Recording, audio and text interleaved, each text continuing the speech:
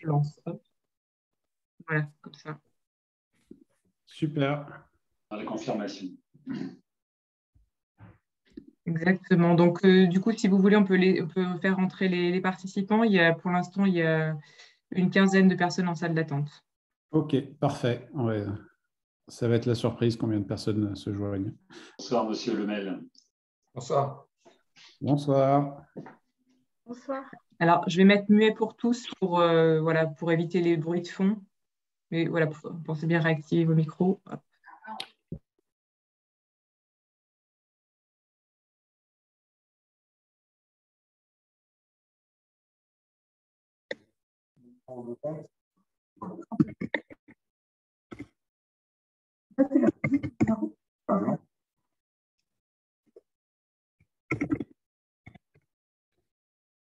Bonjour. Bonjour. Bonjour Bienvenue à Céline. tous. Bonjour. Alors, on fait rentrer un peu les participants pendant une ou deux minutes.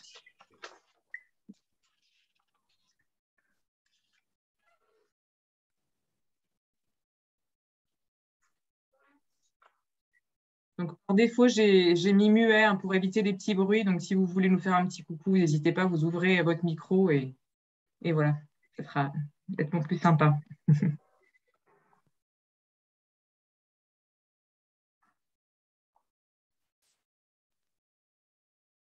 Hop.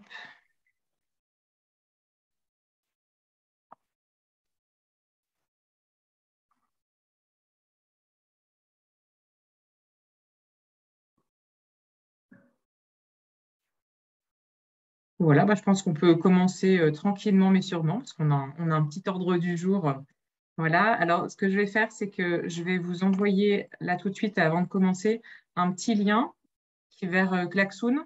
Donc pour ceux qui connaissent, il suffit de cliquer sur le lien, marquer votre prénom ou un pseudo, ce que vous voulez, peu importe, et vous pourrez envoyer ou répondre aux questions en fait. Donc voilà, si vous voulez vous connecter tant que tout le monde arrive. Si vous ne souhaitez pas vous connecter, que vous préférez rester sur Zoom, pas de souci. C'est pas essentiel de se connecter, mais il y a des petits quiz, donc ce sera plus effectivement interactif de se connecter. Lien qu'on trouve dans la rubrique discussion qui est en bas de votre écran normalement. Exactement. Dans le fil de discussion, vous avez cette indication de lien marqué Klaxoon. Vous pouvez cliquer dessus. C'est sécurisé. Donc, voilà. Donc, bienvenue à tous pour cette première réunion voilà, sur les compétences de la métropole sur la propreté. Merci d'être là.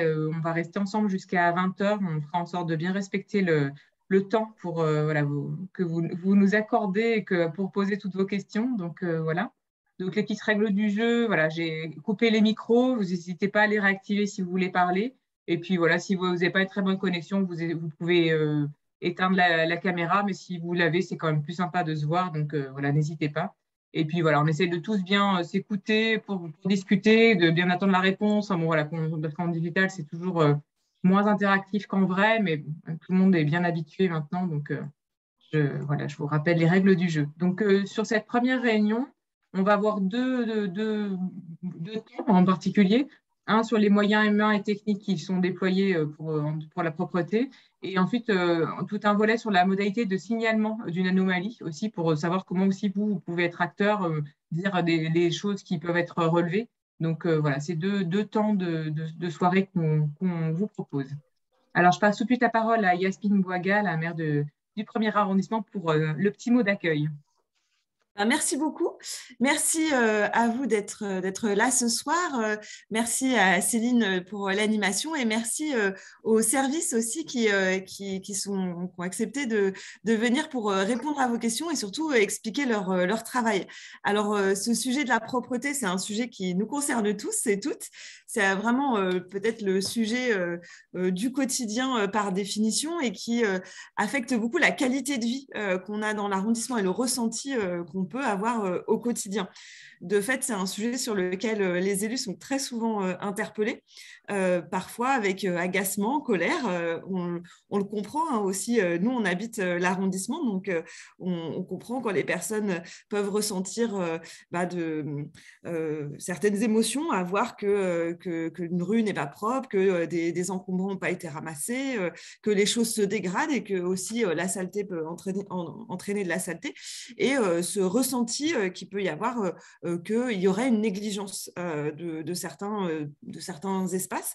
Et le but de la réunion de ce soir, c'est de comprendre pourquoi et aussi pourquoi ce n'est pas de la négligence. Alors, on va essayer de voir à la fois ce qui est fait, les moyens qui sont déployés et aussi les pistes d'amélioration pour que le ressenti soit meilleur et pour que la qualité aussi puisse s'améliorer. Donc, on va voir combien il y a des moyens considérables qui sont dédiés au traitement des déchets et au nettoiement des rues par les services de la métropole, dans un arrondissement qui est aussi très fréquenté. Hein, et on va voir que c'est aussi une particularité du premier d'avoir bien plus d'usagers que le nombre d'habitants, puisqu'il y a aussi toutes les personnes qui viennent pour travailler ou pour sortir, et que ça cause aussi ça produit des déchets et de la saleté sur l'espace public qu'il faut ensuite nettoyer. Alors, je voulais, avant de laisser la parole à Isabelle Petiot, je voulais vous donner un petit peu aussi des objectifs qu'on a plus largement, plus globalement au niveau de la mairie du 1er arrondissement relativement à la propreté et aux déchets, en particulier sur les déchets. Donc, Isabelle Petiot, vice-présidente à la métropole, vous présentera sa feuille de route sur la métropole. Et nous, on a une déclinaison 1er arrondissement de cette feuille de route avec l'objectif de réduire de façon importante la production de déchets sur l'arrondissement. Pour cela, on a commencé par une action de sensibilisation qui est premièrement dans le journal d'arrondissement qui vient de sortir, que vous pouvez trouver à la mairie, dans vos commerces de proximité ou les services publics de proximité comme les crèches, la bibliothèque, centres sociaux, etc. Et donc, au milieu, il y a un dossier sur les déchets dans lequel vous avez... pas la bonne page, pardon, dans lequel vous avez toute une infographie et puis un certain nombre d'éléments, de conseils et de pistes pour moins jeter et mieux valoriser, notamment la réduction des emballages, le compost et le réemploi, la réparation. Donc ça, c'est des éléments d'information, de sensibilisation qu'on veut aussi mettre en œuvre très concrètement avec des actions. Donc, on vous propose un défi qui s'appelle Métapoubelle au régime, qui est donc un défi qui se fait en équipe, qui est aussi très convivial autour d'ateliers pour voir comment est-ce qu'au niveau individuel, on peut réduire sa production de déchets, notamment en changeant ses pratiques de cuisine, en faisant soi-même ses cosmétiques. Vous verrez que c'est un défi qui est très convivial et pratique. Il y a aussi bien d'autres actions qui sont menées par des associations sur l'arrondissement. Le week-end dernier, par exemple, l'association Nettoyons Lyon a collecté quelque chose comme 350 kilos de déchets autour de Croix-Paquet. Donc, voilà, il y a vraiment des actions citoyennes qu'il faut saluer, qui sont très, très importantes. Et également, je voulais indiquer aussi le travail qu'on a initié avec les commerçants donc sur différents volets de réduction des déchets, aussi bien dans les emballages qu'un travail pour essayer de voir comment est-ce qu'on peut améliorer la collecte des biodéchets dans les commerces. Donc, il y a plusieurs chantiers qui sont en cours. Et au niveau de la mairie d'arrondissement elle-même, on a mis en place aussi un compost de la mairie d'arrondissement. Donc, on avance à la fois sur le plan de la sensibilisation et des pistes pratiques sur différents volets, pour montrer qu'un autre rapport aux déchets est possible pour essayer un peu de réduire notre poids environnemental. Donc, vous allez avoir ce soir beaucoup d'informations qui vont vous être présentées notamment sous forme de quiz pour essayer aussi que chacune puisse prendre conscience des situations objectives, hein, factuellement, de quoi on parle s'agissant de la propreté des déchets. Et encore une fois, je voudrais remercier les services qui nous ont aidés à préparer cette réunion et qui sont présents ce soir pour répondre à vos questions et vous présenter leur travail. Et donc, je passe la parole à Isabelle Petiot, donc, qui est vice-présidente à la métropole de Lyon. Merci d'avoir remis l'intitulé « Réduction des déchets, propreté, gestion des déchets ». Merci beaucoup. Oui, alors bonsoir à tous. Merci beaucoup. Je le redis aussi, mais c'est important de l'intérêt que vous portez sur la question de la réduction des déchets et aussi de la propreté. C'est un sujet essentiel pour nous tous, pour notre cadre de vie, pour l'environnement au sens large, pour l'écologie. Vous dire rapidement aussi qu'à la métropole de Lyon, nous portons des objectifs ambitieux concernant la réduction des déchets, avec deux principaux objectifs. Il y en a beaucoup d'autres, mais je vais aller à l'essentiel. On a donc pour objectif de réduire d'1/4 la quantité de déchets produits sur notre territoire à horizon 2030 et de réduire de moitié les volumes de déchets qui partent à l'incinération. Plus précisément, pour vous donner quelques chiffres, par exemple, on vise plus de 10 000 tonnes supplémentaires d'emballage et de papier trié et plus de 3 000 tonnes de verre collecté. Alors, vous allez me dire, bah oui, mais alors comment on fait pour atteindre ces objectifs? Effectivement, on a plusieurs chantiers en cours. Je vais vous en donner quelques-uns pour exemple, sans trop m'attarder. Et après, si jamais il faut répondre à quelques questions, ce sera bien sûr possible de le faire. Donc, tout d'abord, on s'attaque aux déchets alimentaires qui représentent environ 30% de nos déchets, hein, presque un tiers, c'est énorme, et un quart de nos poubelles grises. Donc, comment on fait? Donc, en privilégiant tout d'abord le compostage. Sur votre arrondissement, et Madame la maire en a parlé, vous avez la possibilité de rejoindre ou d'ouvrir des composteurs partagés, que ce soit dans vos copropriétés si vous en avez la possibilité, ou bien en quartier. Et ceci en attendant que le premier arrondissement soit doté de bornes à compost telles que celles qui sont installées dans le 7e arrondissement avec l'expérimentation que nous sommes en train de mener. Et donc, ces bornes à compost, ce sera une solution qui sera généralisée, en tout cas sur tout Lyon, d'ici 2024. Donc, en attendant que vous les ayez, il y a toujours cette possibilité de faire appel au compostage et d'ouvrir des composteurs partagés que nous continuons à soutenir et que nous continuerons à soutenir même lorsque une autre offre alternative sera mise en place. On doit aussi travailler activement à améliorer notre tri. Les chiffres sur le sujet sont améliorables. Sur la métropole de Lyon, on compte 30% d'erreurs de tri. Donc, c'est-à-dire qu'on a presque un tiers de nos bacs de tri qui ne peuvent pas être valorisés, pas être recyclés à cause d'erreurs. Alors, ce ne sont pas forcément des erreurs intentionnelles. Ce sont souvent des erreurs parce que c'est une mauvaise compréhension des consignes. Donc là-dessus, il y a un travail assez simple, mais qu'il va falloir mener à grande échelle et de grande ampleur, de répéter les consignes et de sensibiliser mieux les habitants. Donc le respect des consignes et aussi le fait de se dire que le bac gris, tout simplement, ce n'est pas le bac des recyclable. On ne met pas dans le bac de tri tout ce qui est recyclable. On ne met pas des bouteilles en verre. On ne met pas des trottinettes, parce que je vous dis ça, j'en ai vu au centre de tri, parce que c'est du métal et parce que c'est recyclable. Le bac de tri, c'est vraiment le bac pour les emballages de manière générale. Et ensuite, chaque déchet a sa solution. Donc, le verre, c'est dans les silos. Enfin, voilà, on vous développera ça plus loin, mais c'est important de bien l'avoir en tête. Et puis, enfin, un troisième point sur lequel je voulais aussi m'attarder, c'est de faire en sorte de réduire à la source tous ces déchets. Et là aussi, Madame la maire en a parlé, mais c'est véritablement important pour nos sociétés au sens large. Le meilleur des déchets, c'est bien celui qui n'existe pas. Et donc, oui, il faut sensibiliser les habitants à ce changement de comportement, favoriser la réduction des déchets à travers le don, le réemploi, la réparation, le réutilisable, et donc apprendre à refuser son sac à pain en papier, apprendre à changer son quotidien avec ses commerçants, avec ses voisins, collectivement, pour qu'on puisse réduire véritablement cette production de déchets. Beaucoup de projets sont en cours à la métropole, beaucoup de travaux en cours aussi sur alors des sujets aussi variés que le nouveau marché de collecte qui va être mis en place en 2024 avec des nouveaux opérateurs qui arriveront sur le territoire. On peut l'imaginer en tout cas.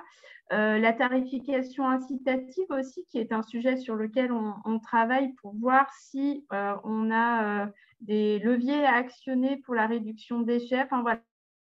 On étudie beaucoup de choses pour aller dans ce sens-là. Il y a beaucoup d'actions qui sont mises en place sur les territoires et ce soir, vous allez vous en rendre compte, beaucoup de choses sont faites sur le terrain ou voire même en termes d'études. Donc, j'aurai encore beaucoup de choses à vous dire. Je sais que l'ordre du jour est très chargé et je vais laisser la main, il me semble, à Jean-Christian Morin pour la suite de cette réunion. Merci beaucoup. Merci à vous. Eh bien, bonsoir à toutes et à tous. Merci beaucoup Isabelle, merci beaucoup Yasmine pour cette introduction sur les nombreux projets déjà en route dans le premier arrondissement et au niveau de la métropole. La raison de cette réunion ce soir, c'était de mieux expliquer l'ensemble des moyens qui sont impliqués dans la propreté, dans la collecte au quotidien. Pourquoi ? Parce qu'on s'est aperçu qu'en fait, peu d'habitants du premier arrondissement avaient une vision précise de l'échelle des moyens employés. Et il y avait certaines contre-vérités qui circulaient. Et donc, on va s'attacher à résoudre ce manque d'informations. Ce soir, on va s'intéresser essentiellement à l'implication de la métropole. Et on aura une deuxième réunion publique qui sera prévue pour fin mars pour s'intéresser aux actions de la ville, parce que comme on est dans une agglomération qui a mis en commun certaines compétences, on se repose sur les services de la métropole pour une grande partie des sujets qui ont trait à la propreté. Cette première diapositive qu'on vous propose, je vais la balayer rapidement, mais elle va vous expliquer la complexité des différents intervenants suivant le type d'intervention. Donc, en premier, collecte des ordures ménagères, c'est une compétence métropolitaine, donc tous les camions que vous voyez passer tôt le matin et l'organisation des reapers qui viennent sortir les bacs et rentrer les bacs dans vos copropriétés, c'est organisé et payé par la métropole. On parlera de coûts un petit peu après. Ensuite, les collectes de recyclage, donc les bacs de recyclage également par la métropole. Le verre, les silos à verre, compétence métropolitaine, c'est bien la métropole qui organise la collecte du verre, l'organisation des silos et le recyclage du verre derrière. Ensuite, collecte des déchets des commerces. Et là, on a deux intervenants possibles. Soit la métropole, s'il y a peu de déchets générés par ce commerce, soit au-delà d'un certain volume, c'est au commerce de s'organiser et donc de prendre un prestataire extérieur pour venir enlever tous les déchets qu'il génère, que ce soit des déchets premiers ou recyclables. Donc là, on a vraiment deux actions possibles. Donc si c'est un petit commerce, on va schématiser comme ça, les poubelles de ces petits commerces vont dans les poubelles communes de la copropriété, au-delà d'un certain volume. Et bien, il faut que le commerce se dote de ses propres bacs et de son propre service de collecte. Les corbeilles de rue, donc celles qui sont accrochées aux poteaux de signalisation et autres, pareillement, c'est la métropole qui organise cette collecte-là. Donc tout au long de la journée, c'est des plus petits camions, on verra ça tout à l'heure, qui circulent toute la journée. Les corbeilles sur les espaces verts, là c'est une compétence qui peut être soit métropolitaine, soit de la ville. Suivant le type d'espace vert et savoir s'il y a une convention qui a été établie entre la métropole et la ville là-dessus. Donc, pour ce qui est des espaces verts gérés par la métropole, on va en parler aujourd'hui, et autrement, pour le nettoyage des espaces verts et notamment des espaces plantés, on en reparlera dans une deuxième réunion publique. Les déchetteries mobiles, c'est la métropole. Le ramassage des encombrants, tout à l'heure, M. Bouchaka s'en parlera, c'est la métropole qui s'en occupe également. Le nettoiement des trottoirs et des voies circulables, quasi essentiellement la métropole, avec juste quelques petites exceptions sur des voies privées de la ville, par la ville. Le nettoiement des espaces verts, on en a parlé juste avant pour les corbeilles, soit la métropole, soit la ville. Le nettoiement des traboules, quasi exclusivement la métropole. Il y a juste une traboule privée qui appartient à la ville et qui est nettoyée par la ville aujourd'hui. Les enlèvements de tags. Enlèvement de tags, je vais schématiser. Si le tag est au sol, c'est la métropole qui s'en occupe. S'il est sur le mur d'un bâtiment public ou d'un bâtiment qui a signé un contrat façade nette, c'est la ville qui s'en occupe. Si le bâtiment est privé et qu'il n'a pas signé de contrat façade nette, c'est au propriétaire ou au copropriétaire de s'occuper de ces tags. On en reparlera des tags dans la deuxième réunion publique, beaucoup plus en détail. Les composteurs, premier arrondissement est assez unique. On a essentiellement des composteurs de la ville, mais la métropole a aussi compétences pour avoir des composteurs au sein de l'arrondissement, et on parlera tout à l'heure du déploiement d'un nouveau dispositif de points d'apport volontaire. Et dernier point qu'on traitera également lors de la prochaine réunion publique, les toilettes publiques sont là une compétence exclusivement de la ville, et on a des projets assez ambitieux pour mieux doter l'arrondissement en toilettes publiques. Donc voilà pour ce petit panorama qui peut être un petit peu indigeste, mais qui vous aide à comprendre le qui fait quoi dans ce domaine-là. Alors, pour commencer un petit peu dans le vif et puis vous rendre un peu acteur de cette soirée, alors on va vous envoyer un petit quiz. Alors, du coup, pour ceux qui ont pu se connecter, donc c'est dans le fil de discussion. Voilà, vous avez un lien Klaxoon et ça va vous permettre du coup d'envoyer, de répondre à des questions. Donc, la première question qu'on voulait vous poser, c'est selon vous, combien de personnes sont engagées au quotidien pour la collecte et nettoiement de l'arrondissement? Donc voilà, je vous envoie la question. Je vois qu'il y a 16 personnes de connectées. Ceux qui ne sont pas connectés, ce n'est pas grave, vous pourrez voir la réponse qui va s'afficher. Donc voilà, vous allez sur soit votre application, soit sur votre écran, vous cliquez sur participer, et là, vous pouvez commencer à répondre. Vous avez le choix entre 100 personnes, 85 ou 5 personnes. Je ne sais pas, voilà, à votre avis, combien il y a de personnes qui travaillent au quotidien pour la collecte et le nettoiement de l'arrondissement? Donc voilà, on voit un peu les gens, là, le 1 commence à se remplir, on voit que les gens commencent à répondre. Donc on va attendre un petit peu que tout le monde ait pu contribuer. Et on va voir combien de personnes sont engagées au quotidien pour la collecte et le nettoiement de l'arrondissement. Alors, comme on a beaucoup de questions, je vais pas attendre tout. Voilà, on va aller directement à la réponse. Alors, on voit qu'il y a 45 personnes qui ont répondu juste. Donc, la bonne réponse, c'est 85 personnes qui sont engagées au quotidien pour la collecte et le nettoiement de l'arrondissement. Donc, je vais passer la parole à Monsieur Dominique Lemel qui va nous expliquer un petit peu ce chiffre de 85 personnes qui sont engagées quotidiennement sur l'arrondissement. Oui, bonjour, donc Dominique Lemel. En termes de personnes, donc on a à la fois de l'entreprise et de ce qu'on appelle la régie, donc des personnels de la métropole elle-même ou des entreprises qui travaillent pour la métropole. Alors pour ce qui est de la collecte, on a une trentaine d'agents qui sont que de l'entreprise, donc c'est ce qu'on voit les reapers, comme c'était dit par M. Morin tout à l'heure, et puis les chauffeurs de bennes à ordures ménagères. Et pour ce qui est du nettoiement, on a 54 agents, dont une partie en régie, donc ce que vous voyez en photo, c'est les personnels qui sont de la régie, et une partie d'entreprises qui travaillent sur le territoire. Donc on a 84 personnes en tout, qui tous les jours, grosso modo, puisque c'est ça, tous les jours, que ce soit du matin, avec des équipes du matin pour le nettoiement et des équipes d'après-midi pour le nettoiement, et la collecte se fait à 90% et même à 100% le matin, et le plus tôt possible pour libérer notamment le secteur de la presqu'île le plus tôt possible aussi, des camions de bennes à ordures ménagères. Alors, sur le coût du nettoiement, c'est important de le savoir.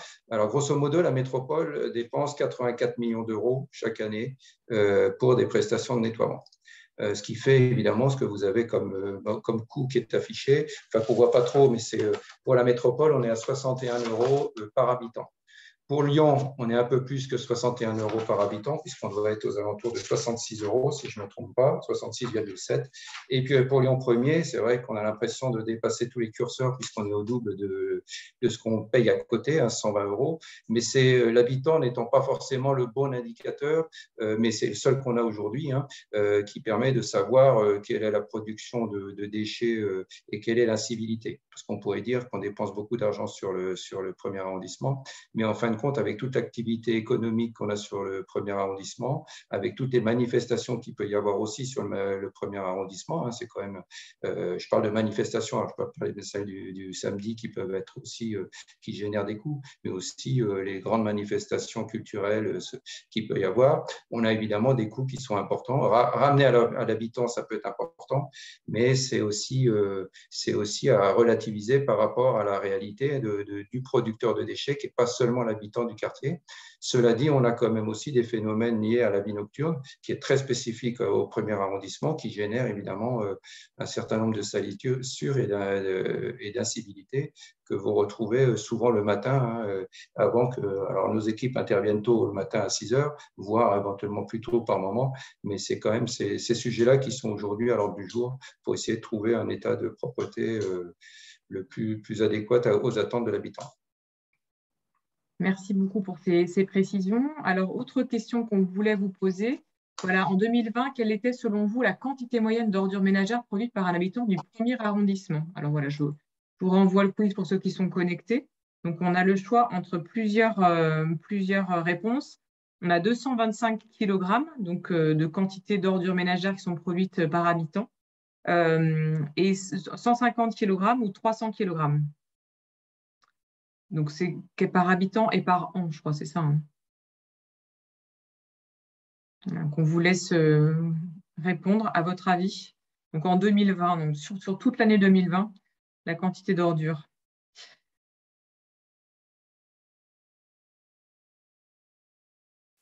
Voilà, donc je continue, j'avance un petit peu. Donc là, on voit donc effectivement, c'est la bonne réponse était 225 kg donc, de quantité moyenne d'ordures ménagères par habitant du premier arrondissement en 2020.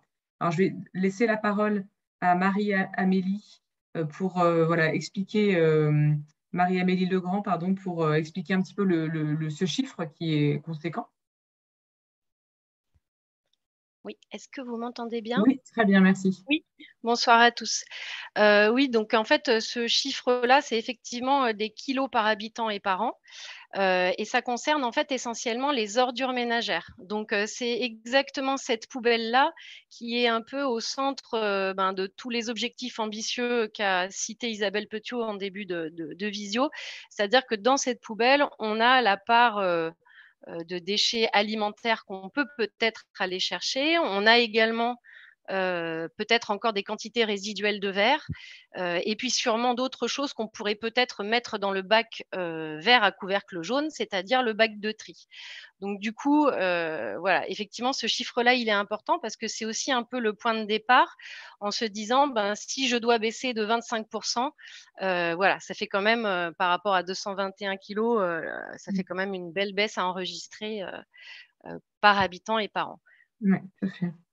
Alors, l'autre question, voilà, en 2020, quelle était selon vous la quantité de déchets issus du tri sélectif, cette fois, produite par habitant du premier arrondissement? Donc là, pareil, plusieurs possibilités possibles.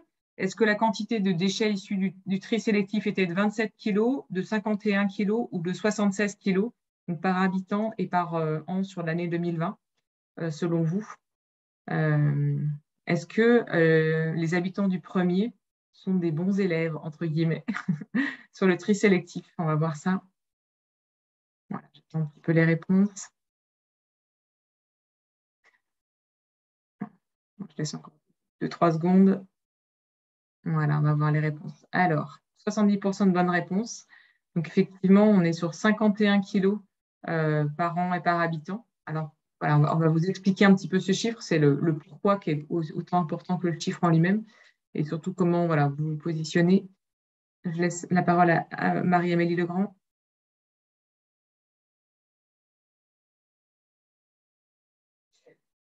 Madame Legrand, si vous voulez prendre la parole pour expliquer un petit peu le chiffre. Pardon.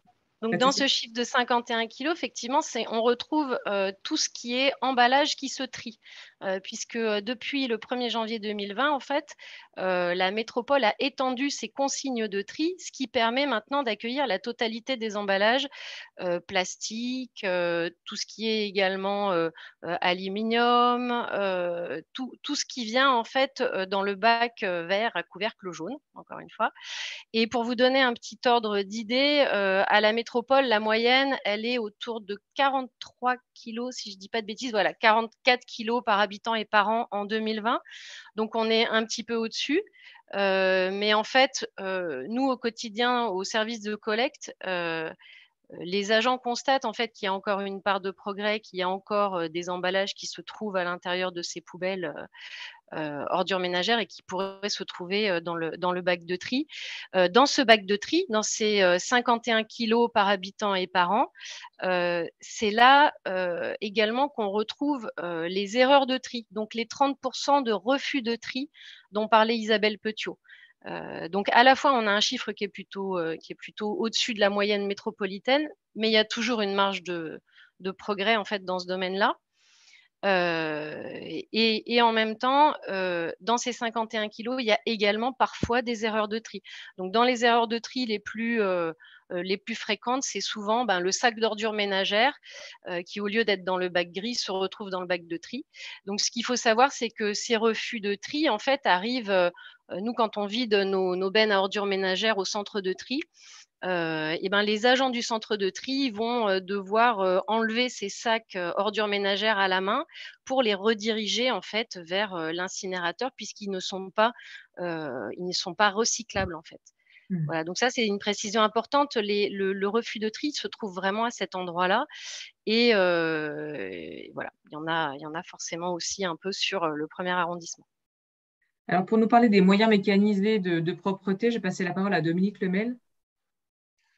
Alors, en moyens mécanisés, alors c'est ce que vous voyez circuler régulièrement dans les rues. Donc, on a ce qu'on appelle des véhicules électriques, les petits goupilles qui permettent de mettre des petits volumes de déchets qui sont dans des sacs. Aussi, des véhicules d'entreprise, comme vous voyez, la SRP, qui est une fourgonnette qui est utilisée par l'entreprise, qui va aussi ramasser à la fois des sacs et des petits dépôts sauvages. Par contre, on est obligé par moment, compte tenu des dépôts qu'on peut avoir, de mettre des véhicules un peu plus lourds, donc des camions grues, ce qu'on appelle camions plateaux, parce qu'il y a des déchets ou des encombrants qui ne peuvent pas être manipulés par nos agents sans avoir des problématiques de conditions de travail.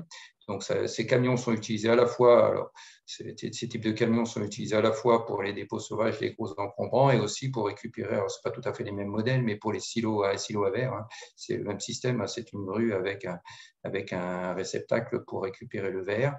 On a des micro-bennes qui travaillent aussi c'est celles qui ramassent les corbeilles de propreté, les bennes à ordures ménagères que vous connaissez, les différents aussi véhicules balayeuses qui peuvent servir. On a un système qui est quand même assez développé aujourd'hui qu'on appelle le nettoiement globalisé, ce qui est la photo avec le véhicule bleu, qui permet en fin de compte de nettoyer le trottoir en même temps sous les voitures et d'envoyer les déchets sur la route, là où il y a une balayeuse qui aspire les déchets. Donc, c'est un nettoiement global, c'est parce que ça nettoie le trottoir, les places de stationnement et autres, sachant que le principe de l'eau, c'est pas vraiment de nettoyer, mais c'est surtout de pousser les déchets avec la pression de l'eau. Et puis, vous avez des balayeuses et puis, évidemment, vous avez des nettoiements renforcés sur des secteurs comme le 1er arrondissement. On a des interventions régulières pour décrasser les espaces publics. Merci de cette précision. Donc, ici, c'est la carte des circuits de collecte. Donc, je passe la parole à Marie-Émilie Legrand. Oui, alors là, on voit cette petite portion-là de la presqu'île où on a représenté la totalité de nos circuits, en fait, sur Lyon 1er. Donc là, l'objectif de cette carte, c'était de vous montrer un petit peu la densité finalement de passage de ces camions, puisque sur Lyon et Villeurbanne, on collecte en porte-à-porte en fait les ordures ménagères et le tri. Donc ça nécessite de passer au plus près finalement du producteur de déchets. Donc là, on voit que voilà, on a quand même une dizaine de circuits qui sont tous un peu imbriqués, qui font chacun des portions. Et l'objectif étant évidemment d'être le plus efficace possible et d'optimiser ces passages. Donc, c'est des Voilà, c'est des circuits qui existent de longue date et qui vont probablement aussi beaucoup bouger dans les années qui viennent. Mais ça vous donne un petit peu une idée de la densité et du coup aussi de l'impact que peut avoir toutes les problématiques de stationnement. C'est-à-dire que ces camions-là, ce sont ce qu'on appelle des baumes voies étroites, c'est-à-dire qu'elles sont adaptées vraiment à la configuration urbaine de la presqu'île. C'est quand même des camions de grosse capacité qui sont capables de collecter, enfin qui ont voilà un poids de 19 tonnes et qui sont capables vraiment d'absorber les quantités de déchets produits sur le premier arrondissement. Mais la contrepartie, c'est que ces camions-là, ils ont aussi besoin d'un peu de place quand même. Donc dès qu'on a des problématiques de stationnement gênant, et ben très rapidement, on peut aussi avoir des anomalies de collecte, enfin des difficultés de collecte en lien avec ces stationnements gênants. Donc, on a toute une procédure qui nous permet de signaler le problème de stationnement, de faire intervenir, si besoin, la police municipale quand vraiment on est bloqué. Mais il faut aussi se dire que finalement, une grande partie en fait de nos difficultés de collecte sont rattachées à ces problèmes circulatoires. Donc, quand nous on reçoit les réclamations des usagers, parfois effectivement c'est pas parce que les rippers n'ont pas voulu prendre le bac ou n'ont pas ont délibérément laissé le travail dans la rue, c'est plutôt parce que le camion n'a pas pu passer très, très fréquemment. Voilà. Alors, on a une intervention là, de Denis Lang là, qui nous met un petit message sur le fil de discussion sur la sensibilisation. Donc ça, voilà, ça fait le lien avec voilà, ce que va nous évoquer là sur les solutions et puis aussi comment dire, les outils. On va avoir plusieurs choses sur les outils par rapport à cette information qui doit effectivement être toujours communiquée sans arrêt. Ouais. Madame Legrand, je vous laisse Oui. expliquer. Donc là, on vous a mis en fait le dernier guide de la métropole concernant les déchets. Donc c'est un guide qui s'appelle Objectif zéro déchet. Il se trouve sur le site internet de la métropole. Et en fait, on a voulu attirer votre attention sur ce petit document parce que c'est vraiment un document grand public qui réexplique. Voilà, vous avez typiquement le contenu de la poubelle ordure ménagère. Je ne sais pas si Céline, on peut faire un petit zoom de façon à ce que les participants puissent voir un petit peu son contenu. Non, je suis donc désolée, en fait, je sais pas plus que ça. Non, c'est pas grave, je vais le commenter comme ça. Donc en fait, dans cette poubelle d'ordures ménagères qui est un peu, voilà, qui est notre levier de travail et d'action pour réduire les quantités de déchets, on a ce dont on parlait en début de réunion, 27% de déchets qui sont compostables et donc on va pouvoir extraire de cette poubelle via des composteurs de quartier, des composteurs collectifs qu'on peut trouver dans les copropriétés ou voire même des lombricomposteurs pour ceux qui veulent se lancer dans l'aventure dans leurs appartements. Et par ailleurs, le projet effectivement de point d'apport volontaire sur le domaine public qui sera probablement déployé dans les mois, les années qui viennent et qui permettent d'aller chercher ces 30% qui se trouvent dans la poubelle d'ordures ménagères. À côté de ça, on a quand même 52% de déchets qui sont mal triés. Donc dedans, on va retrouver principalement 4% de verre. Donc là, c'est assez important parce que comme c'est un matériau qui se recycle à l'infini, c'est vraiment dommage qu'il se retrouve là, puisque en fait, il va être brûlé à l'incinérateur et perdu, le gisement va être perdu, alors qu'on pourrait tout à fait le recycler et le réutiliser. Voilà. Et en plus, c'est du coup une ressource locale, un gisement local qu'on peut réexploiter. Donc 4% de verre, on a encore 4% de métaux type boîte de conserve qu'on pourrait tout à fait voir dans le bac de tri. On a 20% de plastique, 20% de papier et carton. Donc ça, c'est pareil, c'est éligible au bac de tri. Donc ça peut tout à fait finir au centre de tri. Et puis, on a 4% de textile.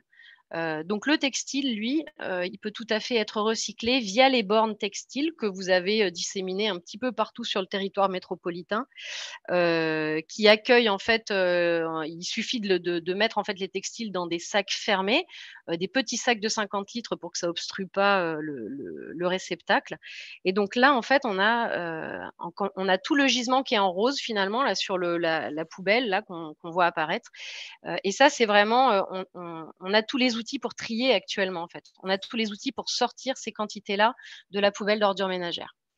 Donc, juste, c'était pour vous donner ces informations essentielles et après vous renvoyer vers le site internet de la métropole où vous allez trouver une foule d'informations sur effectivement consommer autrement, sur voilà, qui nous interroge aussi sur le gaspillage alimentaire, sur comment fabriquer aussi un certain nombre de produits. C'est des pages internet qui sont très bien faites, qui sont grand public et voilà, qui permettent vraiment de se poser les bonnes questions et puis d'agir à son échelle en fait. Très bien. Donc après, sur la quantité de déchets verts, on va aller un peu plus dans le détail. Alors, du coup, je me permets de lancer du coup la question. Donc, sur les déchets verts, à votre avis, voilà, il faut cliquer sur participer.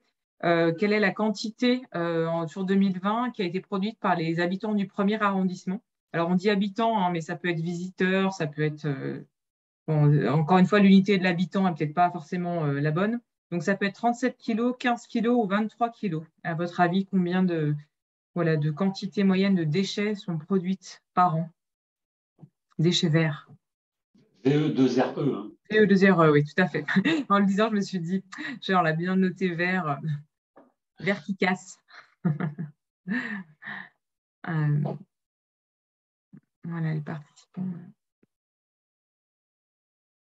Sur les bornes textiles, il y avait un petit message là dans le chat du recyclage pour les vêtements. Est-ce qu'il y en a à dispo dans le premier arrondissement pour répondre un petit peu à cette question-là Alors, il y a toute une réflexion là sur le redéploiement effectivement des bornes textiles pour qu'il y en ait un petit peu partout, pour que ce soit équilibré. Alors, le premier arrondissement est effectivement pas bien doté dans ce domaine-là.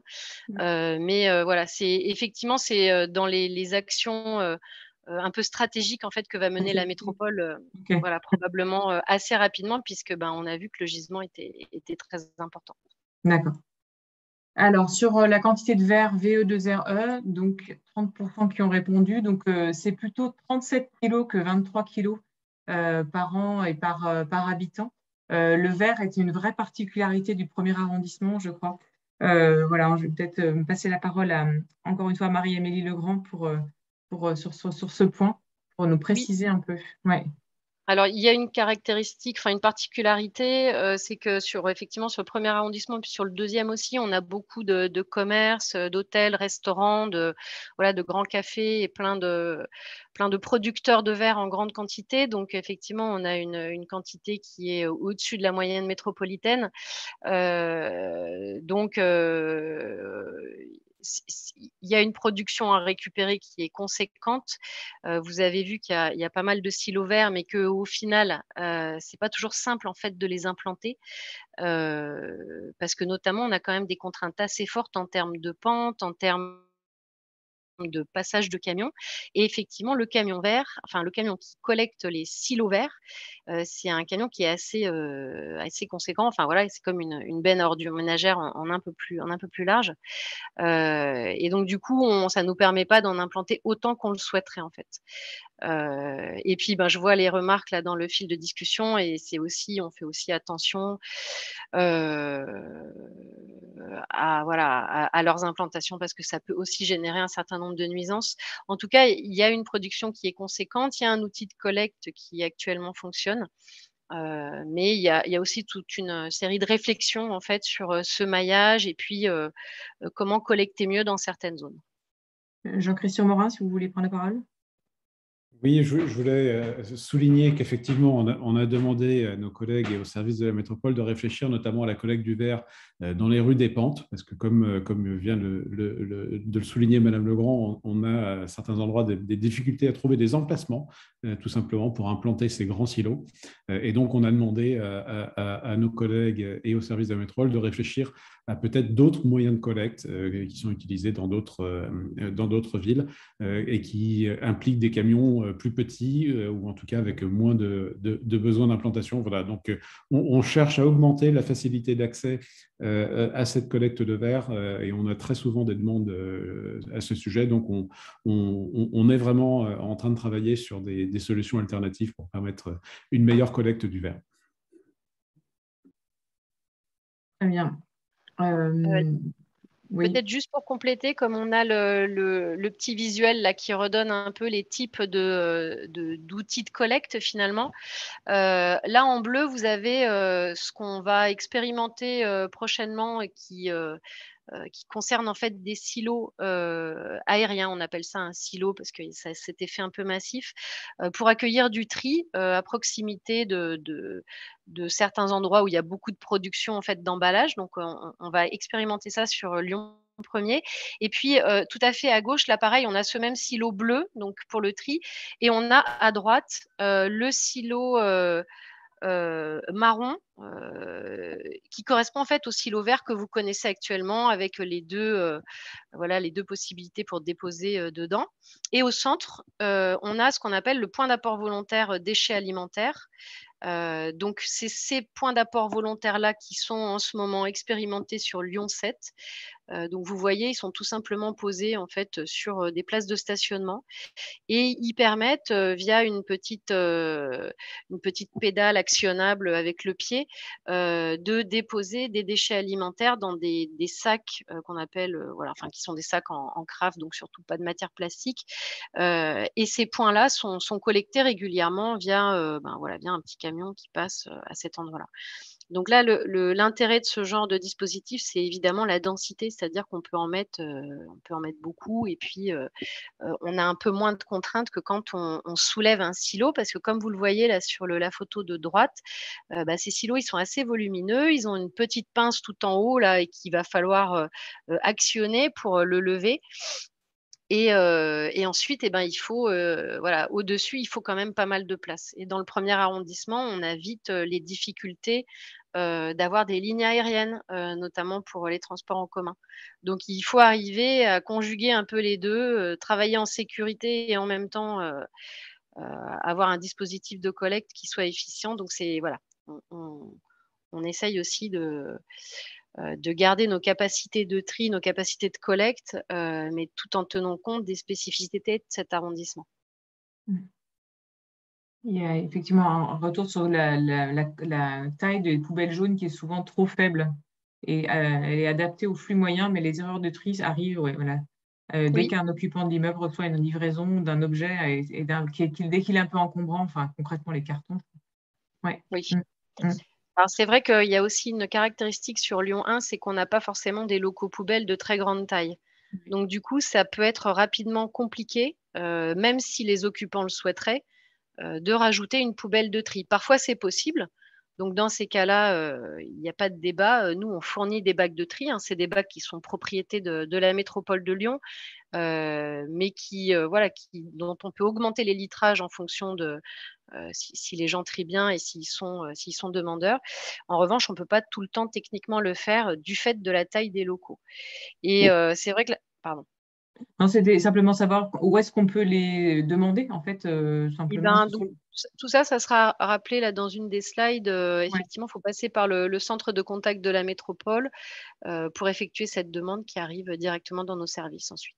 On va vous montrer ça dans quelques instants.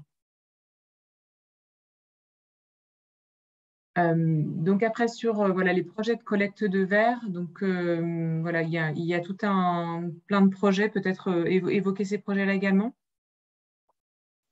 Oui, alors pour ce qui est, on a évoqué les projets les plus importants, c'est-à-dire les implantations de points d'apport volontaires déchets alimentaires qui arriveront prochainement. Pour la collecte du verre, effectivement, il y a toute une phase de réflexion sur Lyon 1er et l'adaptation en fait des moyens. Donc ça, c'est dans le cadre du futur marché de collecte, donc c'est plutôt à horizon 2024.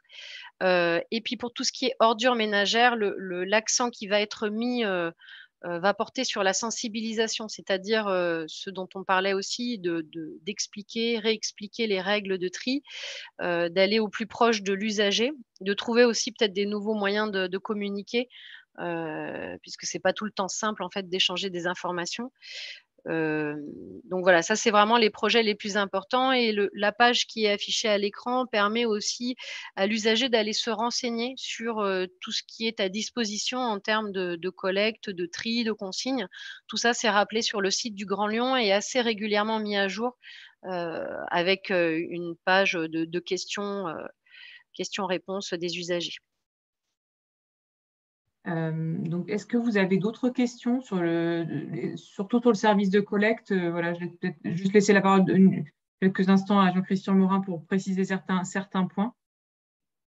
Merci beaucoup. Effectivement, on va laisser la parole aux questions. Je vais juste rappeler effectivement plusieurs points sur les poubelles des commerces. Donc, on a dit tout à l'heure, effectivement, les poubelles des commerces étaient acceptables sous condition dans les bacs des immeubles.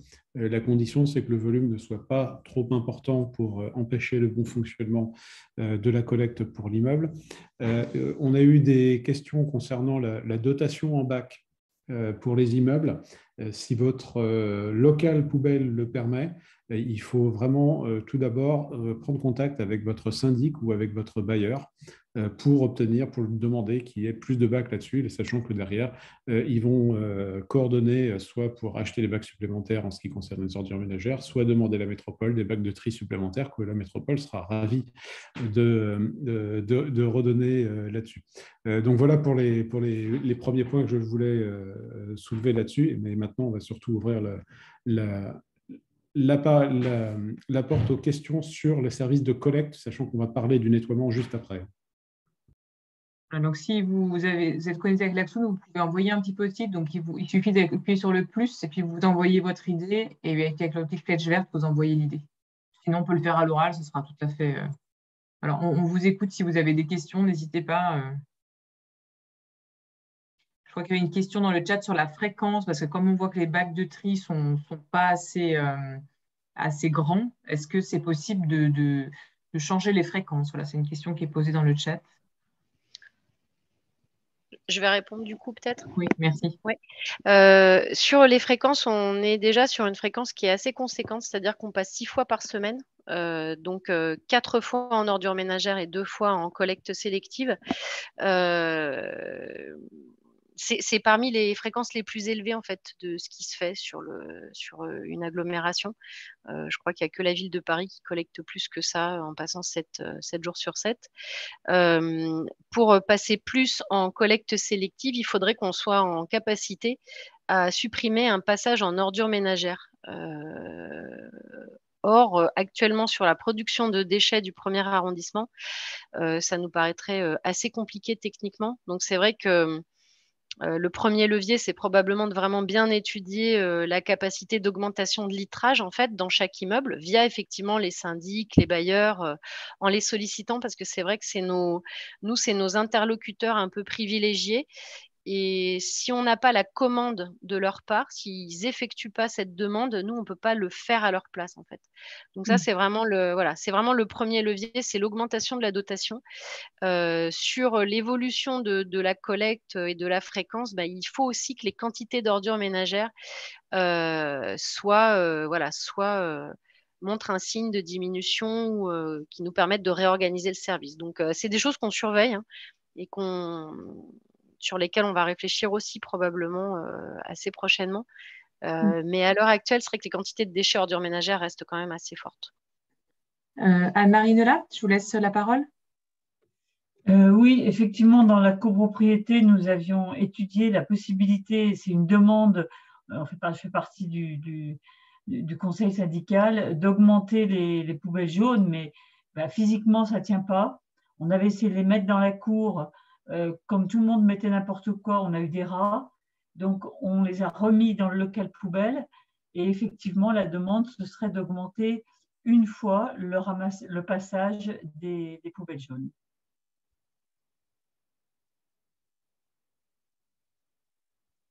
Vous avez dit 2 fois et en fait il manque une fois, d'où le mélange après ce qui ne va pas dans le jaune, ça va à côté. Et on a eu des plaintes de la part des personnes qui ramassaient. Oui. Surtout avec le Covid, c'est vrai que on a eu une surproduction d'emballage jaune.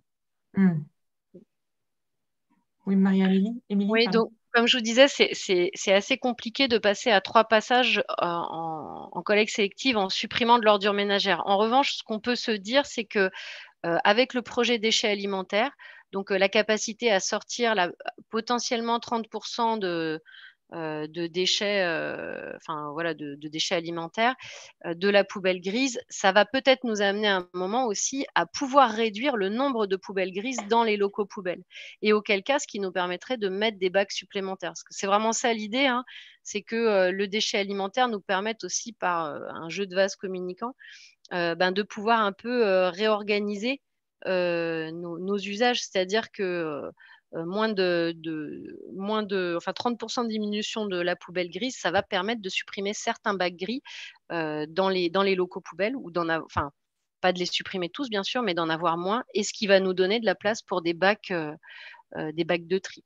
Passer plus, ça nous paraît pas, pour le moment, ça nous paraît pas optimal, voilà. Mais c'est des choses de toute façon qu'on surveille en fait, hein. Alors, c'est marqué, vous êtes passé très vite sur la question d'infos. Il y a 40 ans, je vivais à Nancy et déjà à cette époque, on avait des panneaux d'infos dans les locaux poubelles. Alors, peut-être, oui, si la personne qui a noté ça peut. C'est-à-dire, en termes de sensibilisation, hein, c'est ce que vous voulez dire? Enfin, qui est-ce qui a marqué ce petit post-it si la personne veut s'exprimer à l'oral aussi? Oui, c'est moi. Oui, bonjour, monsieur Je Lang. m'appelle Denis Lang. Oui, Vous m'entendez? on vous entend très bien. Est-ce que vous Allez-y. m'entendez? Oui, on vous entend très bien. Pas de souci. C'est bon. Allez-y. Oui, je voulais profiter de cette séance pour parler de l'information. Moi, j'ai été très sensibilisé il y a déjà 40 ans. À Nancy, on avait déjà du tri. On avait régulièrement des panneaux qui étaient posés dans les locaux poubelles. Ils étaient renouvelés quand ils étaient endommagés. On avait des dépliants qui étaient mis dans les boîtes aux lettres. Oui.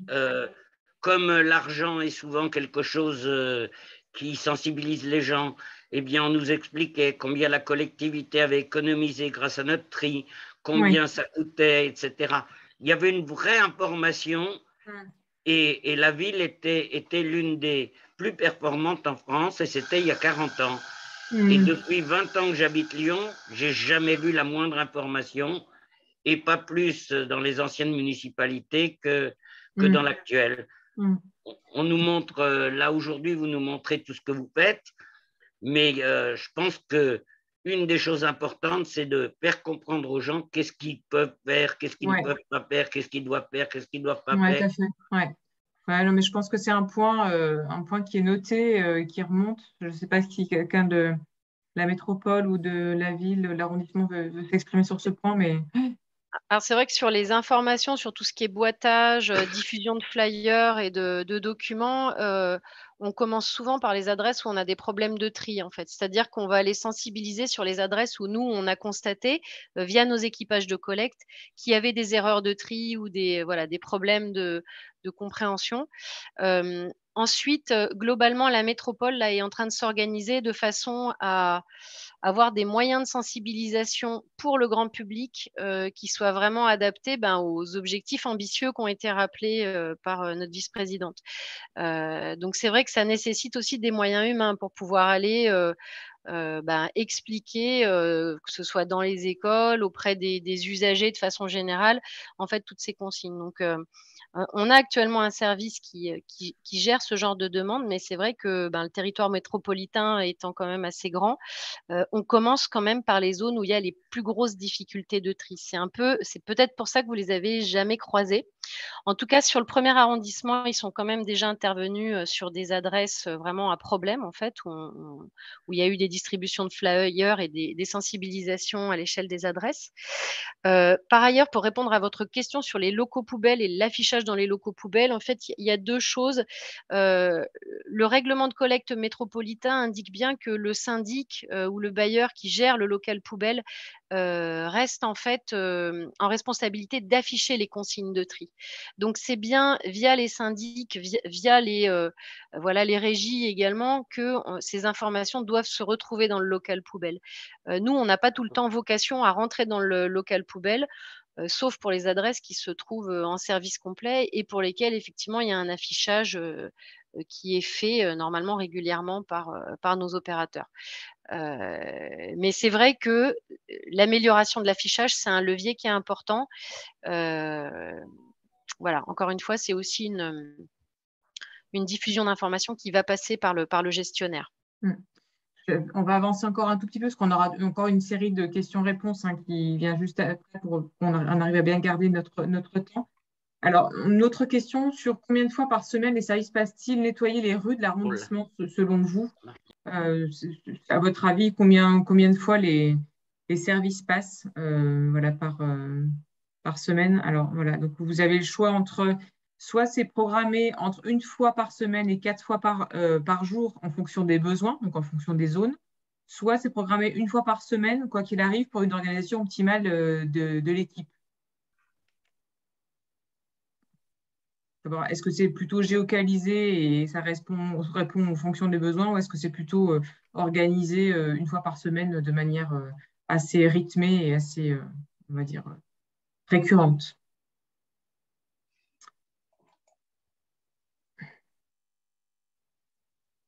Alors, hop, j'avance. 50%, donc effectivement, c'est programmé une fois par semaine et 4 fois par jour en fonction des besoins. Donc, c'est vraiment voilà, dans une sorte d'agilité que c'est vraiment organisé. Donc, je vais passer la parole à Christian Bouchakas qui va nous présenter, enfin, nous expliquer un peu le pourquoi de ce chiffre et comment c'est effectivement organisé. Donc, bonjour à tous. Donc, effectivement, le nettoiement l'arrondissement a été découpé en secteurs. Les chefs de secteur qui connaissent le territoire vont organiser des passages des équipes en fonction des compléments que nous avons sur les entreprises. Par exemple, nous avons le vidage des corbeilles qui est assuré toute la journée dans le premier arrondissement. Un véhicule y est systématiquement dédié. Alors, à certains moments, il sera renforcé, notamment dans les pentes, où là, il y a des contraintes de sécurité qui nous imposent de travailler à deux. Mais autrement, toute la journée, un véhicule sera dédié à vider les corbeilles de rue. Concernant les encombrants, nous avons toute la journée des fourgons qui tournent dans le premier arrondissement et qui interviennent soit sur des circuits qu'on a préprogrammés, et ensuite, c'est en fonction du déroulé de la journée au signalement. Nous avons aussi des traboules à entretenir qui sont conventionnés de manière à garantir aux touristes une belle vue de la ville de Lyon. Alors là, on utilisera une équipe d'insertion. C'est un marché spécifique dédié où une équipe d'insertion intervient dans les traboules le matin de manière à les remettre en état, moyennant une convention signée et la garantie que ces traboules resteront ouvertes la journée pour que les usagers et le public puissent les traverser et les utiliser. Concernant les espaces verts, M. Jean-Christian Morin l'a abordé tout à l'heure. La plupart des espaces verts sont de domanialité Ville de Lyon, mais la Ville de Lyon a conventionné l'entretien, nettoiement, et pas horticole, mais nettoiement de ces espaces verts. Et dans ces cas-là, nous avons des équipes qui interviendront sur les espaces verts conventionnés, tels que Croix-Paquet ou Bellevue, où tous les jours, des agents vont passer entretenir ces espaces. Les secteurs, je vous ai dit, sont découpés pour les agents mes agents en régie. C'est dans la slide ensuite, ils ont effectivement, bon là, M. Lemel a expliqué les moyens qui étaient affectés, et donc voilà l'organisation du nettoiement. Chaque agent a des secteurs attitrés. Sur ce secteur, il a des rues prioritaires et des rues secondaires. Pour autant, il est garant de l'ensemble des rues de son arrondissement. Il part le matin en connaissant déjà quelles sont les rues qu'il va devoir traiter. On essaie de traiter de bonne heure le matin les rues prioritaires, qui sont les rues donnant accès notamment aux établissements publics ou donnant accès aux écoles. Une fois qu'on a fait les rues prioritaires, on va sur les rues secondaires qu'on a réparties dans la journée pour que l'agent puisse les faire. Quand je dis qu'on va faire de un passage par semaine à plusieurs passages par jour, c'est qu'on a effectivement sur le premier arrondissement certains secteurs qui nécessitent de passer une fois le matin pour tout bien nettoyer, mais qui va nécessiter ensuite, en raison de l'activité dans la journée, de faire plusieurs repasses pour entretenir le travail qui a été exécuté le matin. Et on peut aller à plus même de 4 passages jour, par exemple sur Terreau et Comédie Pradel, où là, régulièrement, des agents, en fonction de leur organisation, vont devoir passer et intervenir s'ils notaient un dysfonctionnement. Voilà. Le chef de secteur, tous les matins, lui, va devoir ajuster les moyens, puisque tous les moyens que je vous ai cités sont des moyens qui sont dédiés à l'arrondissement. Donc, lui, après, tout au long de la journée, mon chef du matin ou mon chef d'après-midi va lui pouvoir à tout moment réorganiser les moyens pour aller les regrouper sur une intervention particulière qui, ça pourrait être un gros tas d'encombrants un peu plus volumineux qu'à l'habitude ou quoi que ce soit. Voilà un petit peu l'organisation du nettoiement dans le premier arrondissement. Je ne sais pas si c'est mon... Alors, je vais juste peut-être prendre une ou deux questions, parce qu'il y a une question sur le polystyrène, pardon, savoir si c'est recyclable ou pas. C'est une question. Alors. Oui, si c'est une barquette alimentaire, en fait, c'est tout à fait recyclable. Sur le site internet de la métropole, c'est précisé. Après, j'avoue que les grands polystyrènes, peut-être ceux qui servent d'emballage, nous, la consigne qu'on a, c'est effectivement, on peut les mettre dans le bac de tri. C'est un emballage. Donc, le message doit rester assez simple, c'est-à-dire que tous les emballages se trient. Donc, oui, a priori, le polystyrène en fait partie et les barquettes sont explicitement citées sur le site de la métropole. Et il y a une autre question par rapport à ces affiches là qu'on disait que ce serait quand même intéressant de le mettre vers les bacs de tri. Est-ce qu'il serait possible de donner simplement l'affiche et que ce soit les syndics ou les régies qui l'impriment? Est-ce que c'est des choses qui peuvent se faire, ça? Alors, nous, en fait, on a des cellules qui s'occupent normalement de distribuer aux régies et aux bailleurs, effectivement, ce qu'on appelle des Aquilux, qui sont des espèces de petits panneaux qu'on met dans les locaux poubelles. Donc après, c'est au bailleur ou à la régie de s'en occuper. Donc, pas hésiter à nous contacter via le centre de contact. Mais c'est toujours pareil, hein, c'est-à-dire qu'il faut passer, il faut aussi que ce soit la régie qui fasse la demande. Et normalement, on fournit ça. Alors, si jamais il y a des difficultés, pas hésiter à nous les faire remonter sur ces adresses-là en particulier. Donc, en plus des dispositifs de collecte que vous voyez, les déchetteries qui sont disponibles autour du premier arrondissement, donc vous avez la liste ici. Peut-être passer la parole à Dominique Lemel pour ce point-là. Il y a des questions quand même sur lesquelles Christian Butchakas pourrait répondre, là qu'on voit sur le chat, qui sont sur les questions de nettoiement, la croix-paquet, etc. Peut-être avant de passer à cette partie-là, peut-être que quelques réponses de Christian peuvent être apportées. Je suis en train de regarder sur le chat. Le problème, on fait passer le lavage, j'ai l'impression que ça, c'est non. Alors, concernant les traboules, les circuits traboules, la propreté est catastrophique. Nous avons tous les jours au quotidien du traboule du premier, les traboules conventionnés. Et sur les traboules conventionnés, nous faisons des contrôles réguliers. Normalement, les traboules ne sont pas dans un état catastrophique. Le problème qu'on pourrait y trouver, c'est effectivement la dépose des encombrants, mais les conventions portent essentiellement sur du nettoiement. Normalement, les encombrants devraient rester à la charge de la copropriété. Nous, malgré tout, de manière à garantir qu'ils soient quand même évacués au cas où il y ait quelques loupés dans la prise en charge, nous faisons une collecte toutes les semaines des encombrants hors convention, mais on a maintenu cette collecte de manière à garantir qu'ils soient quand même évacués. Concernant les tags, non. Concernant ramasser ce week-end. Alors, croix-paquet, 350 kg ramassés ce week-end. L'espace croix-paquet est quand même entretenu régulièrement. Alors, quand je dis que j'entretiens un croix-paquet, j'entretiens une partie du jardin croix-paquet. De croix-paquet, mais une partie, alors c'est les difficultés des domanialités.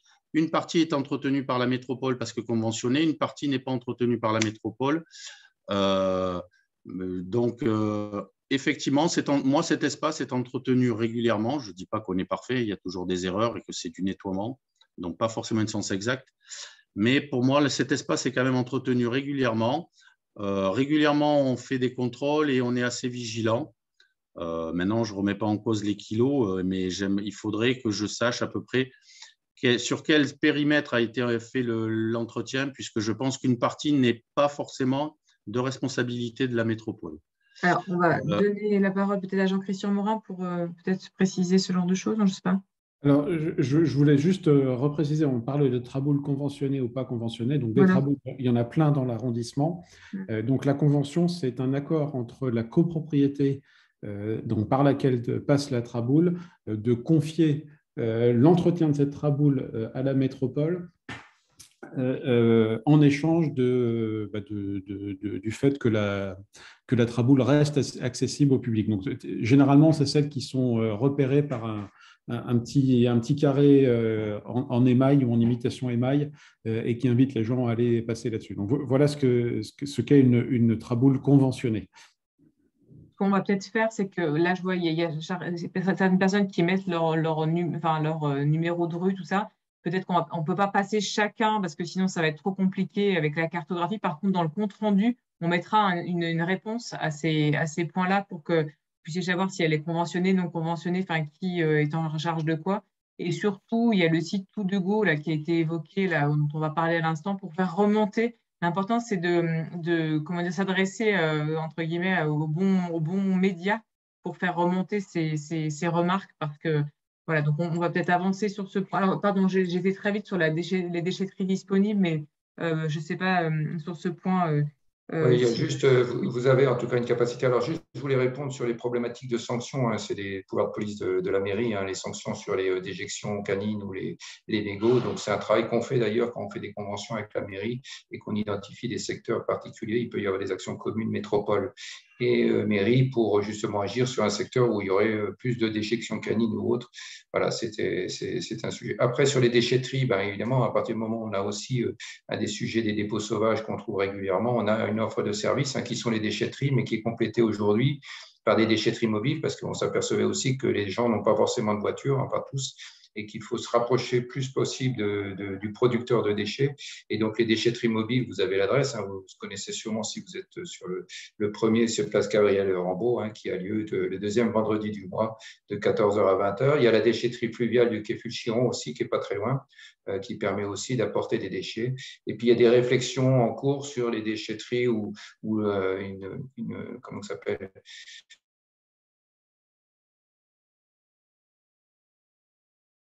Ah, un service justement, pour avoir une autre capacité d'être un peu plus près du producteur. Merci pour ces précisions. On vous mettra bien sûr à disposition ce compte rendu pour que vous ayez un document avec toutes les précisions d'horaire. Alors, si on va sur les réclamations, donc ça, c'est vraiment ce qu'on évoquait depuis tout à l'heure, c'est le nombre de réclamations. Donc, j'envoie voilà, la question sur, à votre avis, il y a combien de nombre de fois il y a des réclamations qui sont faites pour le nettoiement. Et là, on vous propose sur décembre 2021, donc juste sur un mois, combien il y a de réclamations de nettoiement qui sont faites juste sur le premier arrondissement. Donc, soit sur 59, soit 20, soit 57. À votre avis, combien de personnes se manifestent donc, quand on dit réclamation, c'est via le site Tout de Go ou Greco. Voilà, donc, n'est-ce pas, à votre avis, combien il y a de personnes qui participent? Voilà, donc je vais à la réponse. Donc, effectivement, il y a 159 demandes qui sont enregistrées simplement sur le mois de décembre 2021. Donc, voilà, ça fait un certain nombre, même si ça pourrait être effectivement encore plus si tout le monde passait effectivement par ce service de gestion des réclamations. Alors, il y a plusieurs façons de faire. Donc, je vais passer la parole à Marie-Émilie Legrand pour… Je vais peut-être juste rajouter sur les 159 qui ont été identifiés. En fin de compte, dans les réclamations, il y a de tout. Hein.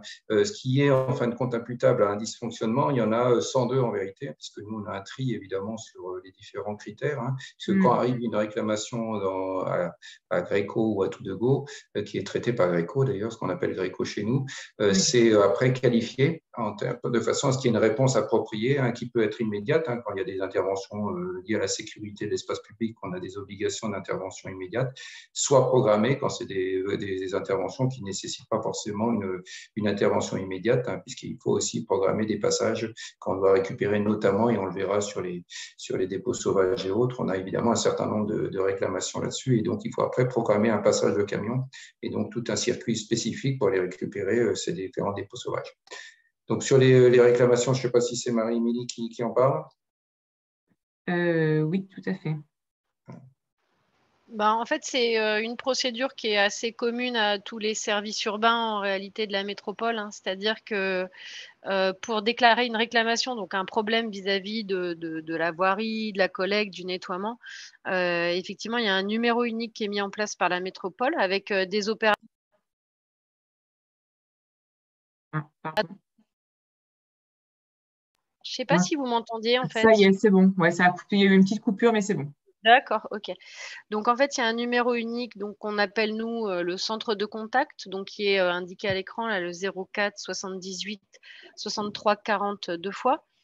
Donc là, vous allez tomber en fait sur un opérateur de la métropole qui connaît bien les métiers, les missions et qui va être capable tout de suite de déclarer la réclamation au service en charge en fait de cette mission. Donc nous, ça nous fait gagner beaucoup de temps parce que l'opérateur va pouvoir localiser tout de suite où se trouve la réclamation. Donc on a vraiment besoin tout le temps d'avoir des adresses précises avec factuellement le problème décrit assez précisément pour qu'on sache bien effectivement après comment traiter les choses.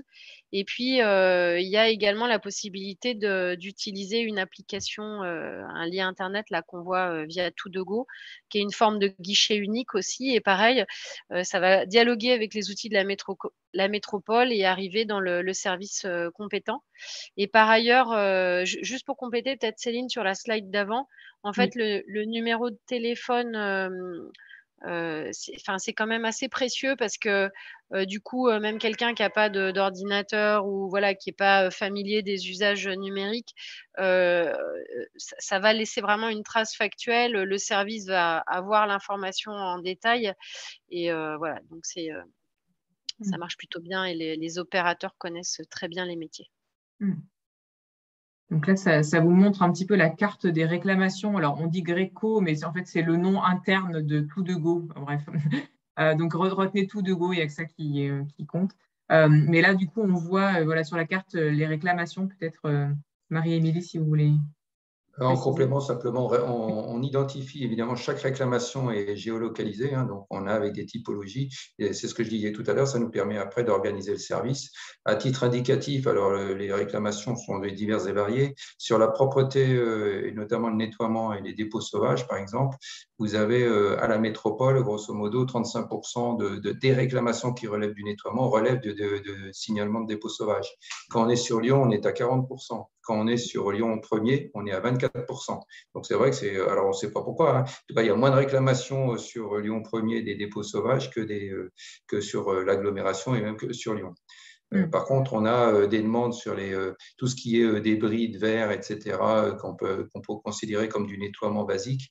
On est à 14% de réclamations sur la métropole, 13% sur Lyon et 20% sur Lyon 1er. Donc, on a quand même une visibilité assez claire et ça nous permet, nous, d'abord de tracer, d'améliorer, de se poser des questions quand ça devient récurrent sur les modalités d'intervention. Quand on voit que régulièrement, on a des dépôts sauvages, quand on voit que régulièrement, on a des sollicitations pour des déjections canines, c'est là où on travaille avec les mairies d'arrondissement pour essayer de trouver des solutions qui ne sont pas toujours évidentes. On en parlera tout à l'heure sur les conventions qualité qu'on met en place, mais qui sont en tout cas d'essayer d'imaginer. Pour ce qui est de la collecte, grosso modo, c'est quand même majoritairement c'est des sollicitations qui sont liées à des problèmes de remplissage, de remplacement de bacs, de demande de bac, etc., où on a grosso modo 40% sur la métropole et 58% sur Lyon 1er. Donc, on voit bien que cette question des bacs, remplacement de bac et dimension de bac est importante sur Lyon 1er. Voilà. Et puis, tout le reste, c'est les dysfonctionnements de la collecte, que ce soit les bacs à ramasser, bacs gris, bacs bleus, enfin bacs jaunes, etc. On est sur 24% dans la métropole et on est à 12% sur Lyon 1er. Donc, tous ces éléments nous permettent quand même d'essayer, au vu de ça, de discuter avec la mairie d'arrondissement pour trouver des solutions et voir si ce problème, s'il devient récurrent, comment on le traite, sachant qu'il n'y a jamais une seule solution, il y a des hypothèses et on travaille dessus avec la mairie. En tout cas, si vous voulez que votre demande soit entendue, c'est l'outil le plus efficace parce que vous voyez que derrière, il y a toute une technologie, une remontée d'informations qui fait que tout se met en route quelque part. Donc, c'est voilà, Tout2Go, effectivement, il y a un petit message en disant il n'y a pas assez eu de communication sur Tout2Go, mais c'est le plus efficace. Donc, C'est un outil qui se développe depuis peu, parce que tout à l'heure on parlait de Verico, c'était quelque chose de relativement confidentiel, ce qu'on appelle Verico, gestion des réclamations de la communauté urbaine de l'époque, qui était que l'appel téléphonique. Aujourd'hui, ça rend toujours par cet outil-là, puisque c'est les mêmes personnes qui traitent. Par contre, on passe par un outil informatique qui est To2Go, qui est beaucoup plus facilitant pour l'usager. Il a été en expérimentation un bon moment et maintenant il est déployé. Donc, c'est pour ça qu'il n'y a pas eu de communication grand public. Mais voilà, c'est le début et c'est efficace. Donc, en plus, il y a les rencontres trimestrielles avec les conseils de quartier qui sont mis en place. Je vais passer la parole à Jean-Christian Morin. Oui, alors, on vient effectivement de parler de l'outil To2Go qui sert à signaler et à demander des interventions. Mais on a choisi aussi avec les conseils de quartier de mettre en place des rencontres trimestrielles. Donc, une par conseil de quartier par trimestre, c'est le rythme qu'on veut s'imposer. Et donc, ce qui nous fait à nous une rencontre par mois et qui réunit donc des représentants des habitants à travers les conseils de quartier, des représentants des services, on voit M. Bouchakas sur les deux photos qui sont là, et des élus, et qui permet d'aller voir sur le terrain des situations, et tout à l'heure on avait des signalements sur la cour des Voraces, donc ça pourra tout à fait être la prochaine destination de la rencontre trimestrielle avec le conseil de quartier Haut et Cœur des Pentes, et d'aller voir sur place quels sont les problèmes qui passent un peu systématiquement à travers les filtres qui sont déjà mis en place. Donc, que ce soit des problèmes de collecte et de déchetterie, donc de réfléchir à avoir plus de déchetterie mobile ou des systèmes de collecte des encombrants différents, des problèmes de traboules. Là, vous nous voyez sur les escaliers sur lesquels on a des problèmes d'entretien sur tous les espaces sur le côté des escaliers qui servent un peu de poubelle à ces choses-là. Et ça permet, à travers ces rencontres-là, d'échanger directement entre services, élus et habitants, et d'objectiver quelles sont les priorités pour que le ressenti soit le meilleur possible pour les habitants. Donc ça, c'est encore une fois quelque chose qui se fait avec les conseils de quartier, donc avec les 3 conseils de quartier, une rencontre par mois pour nous, une rencontre par trimestre donc pour chacun des conseils de quartier, qui permet de voir et d'orienter l'évolution et de réfléchir à des nouvelles solutions pour des problèmes persistants. Donc voilà, c'est des choses qu'on a mis en place là-dessus. Je vais profiter de cette prise de parole juste pour répondre à une question qui est venue dans le clavardage à côté sur les questions des sanctions, des gens qui laissent leur déjection canine ou qui laissent des encombrants dans la rue, etc. et qu'on pourra appliquer, je pense, la prochaine fois qu'on se rencontre pour parler des compétences villes sur les tags. L'énorme problème, et je vais être très transparent là-dessus, l'énorme problème qu'on a à la ville de Lyon, c'est qu'en termes d'agents assermentés pour pouvoir prendre les gens et les verbaliser, on est sur un taux de nombre d'agents par habitant qui est moins de la moitié sur toutes les autres grandes communes françaises. Donc, on a vraiment eu une paupérisation, une baisse du nombre d'effectifs dans la ville de Lyon. Et donc, aujourd'hui, on essaye de faire avec les effectifs qu'on a, sachant que ce sont des agents qui sont appelés à la fois, par exemple, le matin, quand on a des problèmes avec les services de collecte, quand il y a des magasins indélicats ou des bars indélicats qui ont laissé beaucoup de choses sur la voie publique, on les appelle pour faire des constatations et des verbalisations. On les appelle en journée pour faire des constatations et verbalisations également pour des stationnements gênants, etc., etc. Et quand vous imaginez qu'on a 2 fois moins d'agents par habitant que toutes les autres agglomérations, et ce sont des gens qui aujourd'hui sont, en termes de demande, beaucoup trop demandé pour qu'on soit efficace sur le degré de petite incivilité que vous... alors, petite incivilité, on parle d'une petite crotte, mais très gênante pour les habitants.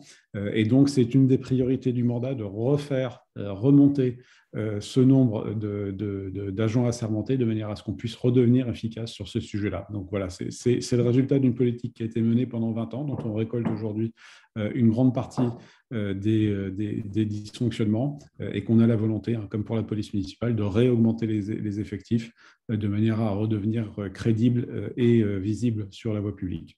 Donc voilà pour cette réponse à cette question qu'on avait. Après, si je vous permettais, M. Morin, en complément sur la collecte, en fin de compte, on parlait d'agents assermentés. C'est vrai qu'on est en train de tester à la métropole sur Villeurbanne des agents qui sont des agents du nettoiement de la collecte, d'ailleurs, des agents de maîtrise et autres, qui vont pouvoir faire de la verbalisation pour des dysfonctionnements du règlement de collecte. C'est-à-dire des gens qui trient mal, bien sûr, mais ce n'est pas le sujet. On ne va pas aller chercher une personne, mais plutôt les commerces qui sont indélicats, qui pourraient mettre tout et n'importe quoi ou laisser ou dépasser les volumes de déchets qui sont censés mettre. On est censé être à 840 litres. Donc, cette expérimentation qui commence sur Villeurbanne a vocation, évidemment, à être étendue dans les années à venir sur l'ensemble de la métropole, qui donnera aussi puisqu'on a un pouvoir de police, la métropole, on a des règlements de collecte, on est censé le faire appliquer. Et donc, on peut avoir à travers, en tout cas, ces personnes qui sont sur le terrain, puisque c'est des agents des services du nettoiement de la collecte, pourront, en tout cas, en constatant des dysfonctionnements là où il y a des dysfonctionnements et des gros dysfonctionnements, pouvoir intervenir et sanctionner les particuliers. Donc, ça complétera les dispositifs qui sont pour l'instant un peu solitaires de la mairie sur ces domaines-là. Merci de cette précision. Il est 19h56, je dis juste pour… voilà. En tout cas, il y a un autre dispositif qui est intéressant, c'est la convention qualité-propreté sur lequel M. Bouchakas voulait préciser. Oui. Donc, effectivement, c'est une démarche qui a été initiée par la métropole et la ville de Lyon. Les services urbains se regroupaient sur des signalements de secteurs identifiés comme des points difficiles avec les mairies d'arrondissement et on identifiait des points particuliers où les services s'engageaient en fonction du signalement à faire des efforts de manière à pouvoir intervenir et améliorer les situations. C'est un dispositif qui est voué à évoluer une fois que les problèmes sont dits réglés sur un arrondissement, sur un point depuis un certain temps. Donc là, actuellement, nous en avons plusieurs qui sont répartis sur l'arrondissement. On a une vigilance particulière. Alors, les conventions qualité-propreté dans le premier sont essentiellement liées à des problématiques de propreté et de nettoiement ou de déjection canine. Nous avons donc, nous, le matin, un regard particulier sur ces espaces-là. On pourrait, par exemple, si le point noir est identifié sur des encombrants, modifier notre circuit de prise de poste de notre fourgon de ramasse pour qu'il y passe systématiquement pour être sûr d'améliorer la situation. Et après, il reprendrait le cours normal de son activité. Donc, actuellement, nous avons Major Martin. Alors, Major Martin, c'était plus pour l'urine. Sainte-Marie des Terreaux, c'était pour l'activité qui ne s'arrête jamais dans cette rue. Sainte-Catherine, c'est la même problématique. Table Claudienne, et la table Claudienne, c'est l'activité, mais sans plus, il y avait un petit peu de… c'était pour attirer l'attention sur cette rue qui est en milieu de pente et qui avait besoin d'être un peu mieux suivie. La place Bellevue, c'est suite aux signalements, plusieurs signalements qu'il y avait de dysfonctionnements qui sont surtout liés à des activités la nuit. Et les places Colbert-Chardonnay, parce que Chardonnay fait partie d'un projet, et la place Colbert, parce qu'il y a eu un réaménagement aussi qui a été fait. Donc, on a voulu avoir un regard un peu plus précis sur ces deux espaces-là. Voilà, les espaces conventionnés sont donc modifiables. On ne peut pas s'engager à faire l'arrondissement complet, ça serait pas honnête parce qu'on n'y arriverait pas. Et donc, c'est un travail qui est fait en concertation avec la mairie et on définit ensemble quels sont les points où on devra avoir un regard particulier. Est-ce que vous avez des questions sur les services de remontée d'informations, sur les conventions? Voilà, n'hésitez pas à soit envoyer les questions, soit nous les dire à l'oral. Voilà, pour répondre à toutes vos questions.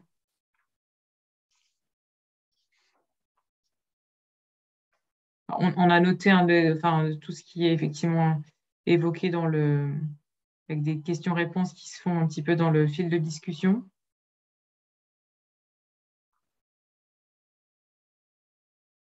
Pas d'autres questions de prise de parole à l'oral où vous souhaitez envoyer? Oui.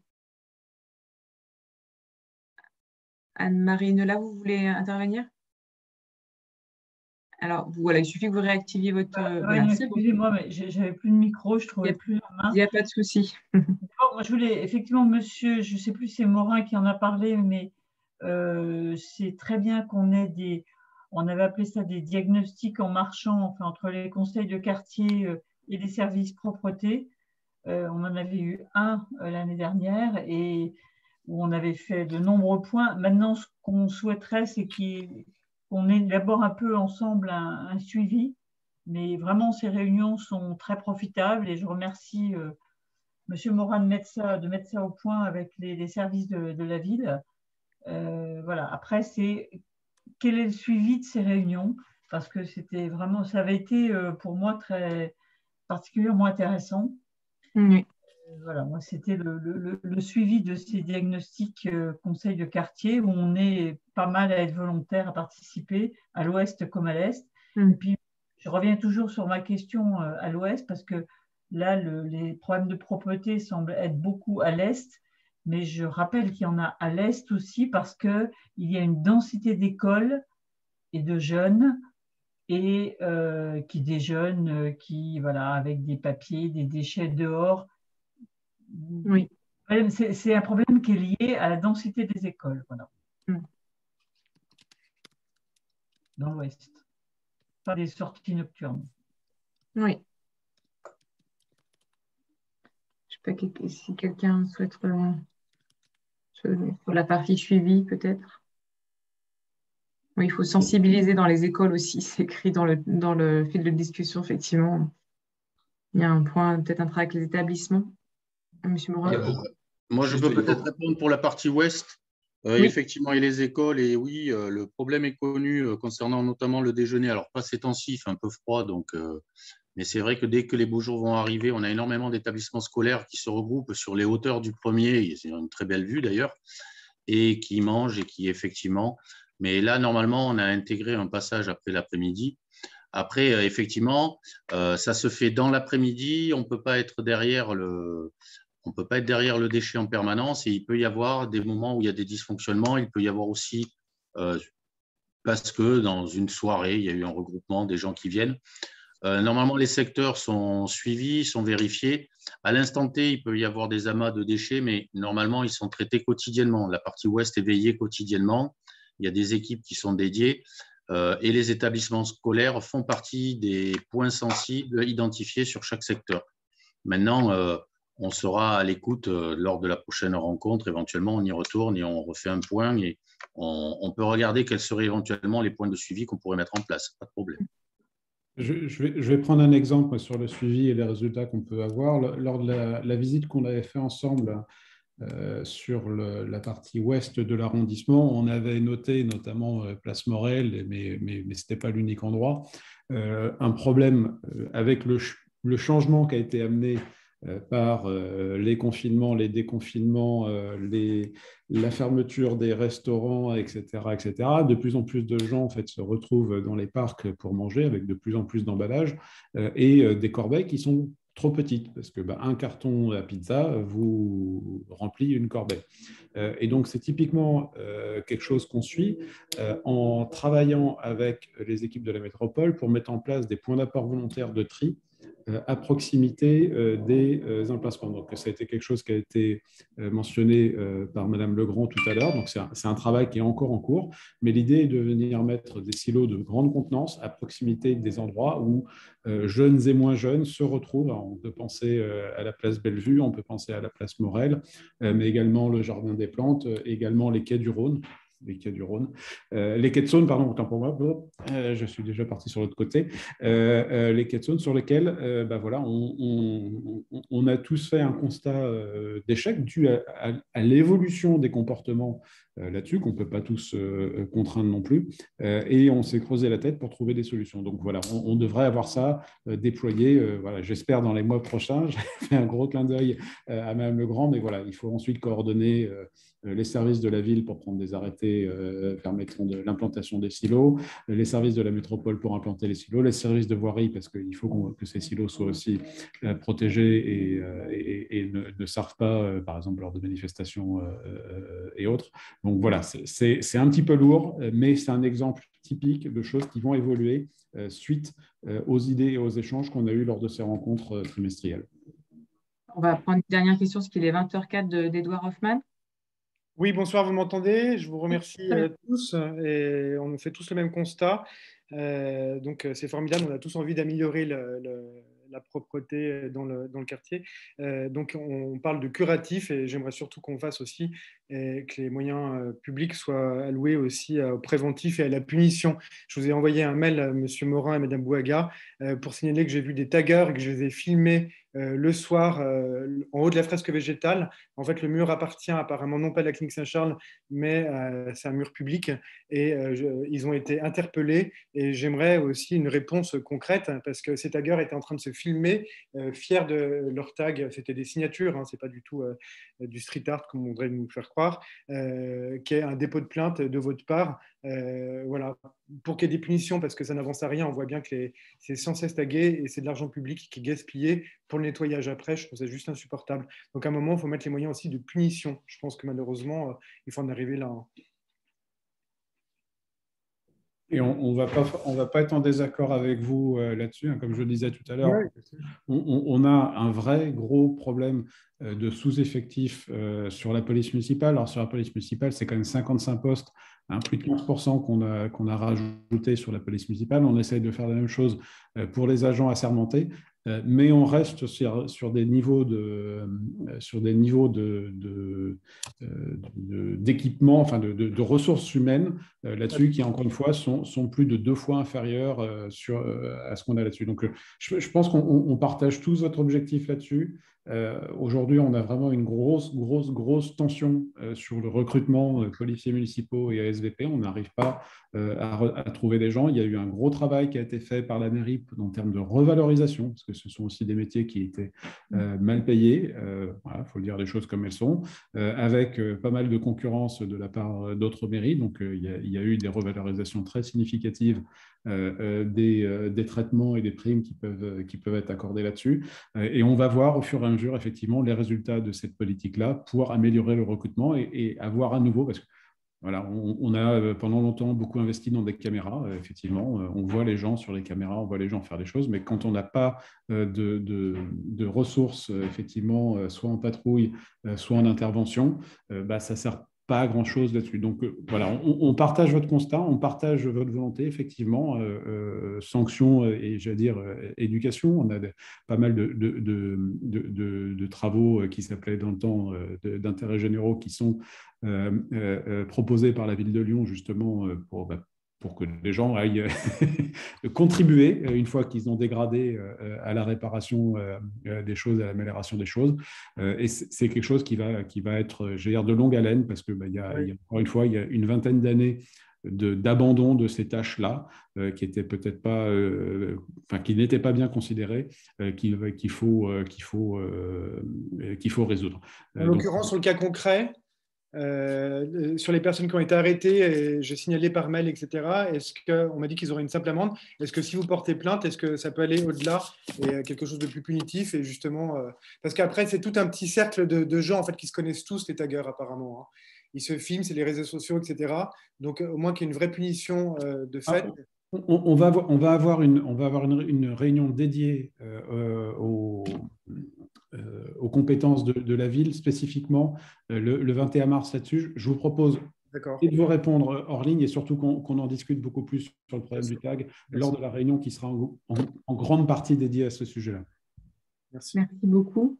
Donc, on va peut-être clôturer cette réunion avec, pour vous voilà, la notion des tags notamment, elle sera bien abordée lors de la réunion du 21 mars. Les espaces verts aussi, les toilettes publiques, puisqu'il y avait beaucoup de choses, on a déjà abordé beaucoup de points là, et on ne voulait pas non plus assommer de trop d'informations. Donc, le 21 mars, voilà, n'hésitez pas à revenir ou à dire à d'autres gens de venir participer pour mieux comprendre comment ça fonctionne et voilà, pour faire remonter les choses, parce que finalement, c'est collectivement que tout ça peut s'améliorer. Un petit mot de la fin, peut-être à Jean-Christian Morin. Alors, tout d'abord, un grand merci pour tous ceux qui sont mobilisés ce soir pour participer. Moi, j'ai noté plusieurs éléments dans tout ce qui a été dit aujourd'hui.